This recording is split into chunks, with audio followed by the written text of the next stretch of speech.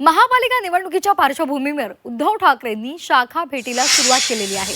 यावेळी उद्धव ठाकरेंनी भाजपवर टीकेची झोड उठवली आहे। समोरची लोक पाताळ यंत्री आहेत, ते साम दाम दंड भेद या सगळ्यांचा वापर करतील, मात्र त्यांनी पैसे फेकले तर तुम्ही त्यांना फेकून द्याल आणि विजयाचा गुलाल उधळा अशी खात्री आहे, असा विश्वास त्यांनी यावेळी व्यक्त केला आहे।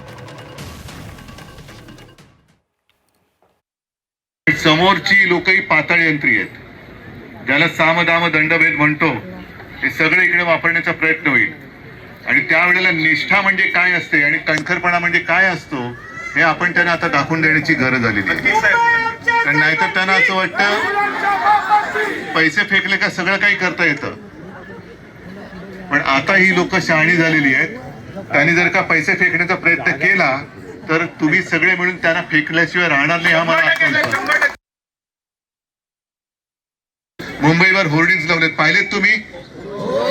काय लावलेत? होय, हे आम्ही केलं। मुंबईचा कोस्टल रोड आपण केलेला आहे, 500 फुटापर्यंत मालमत्ता कर रद्द आपण केलेला आहे, अनेक गोष्टी शाळांमध्ये सुधारणा केलेली आहे। बोलायला लागलं तर बरंच काही काही येईल, पण आत्मविश्वासाने त्यांना सामोरं जायचं। आणि बाकीच्यांना मला एकच सांगायचं, जे आपले प्रतिस्पर्धी आहेत, तुम्ही इकडचं तिकडचं बोलू नका, मुद्द्याचं बोला।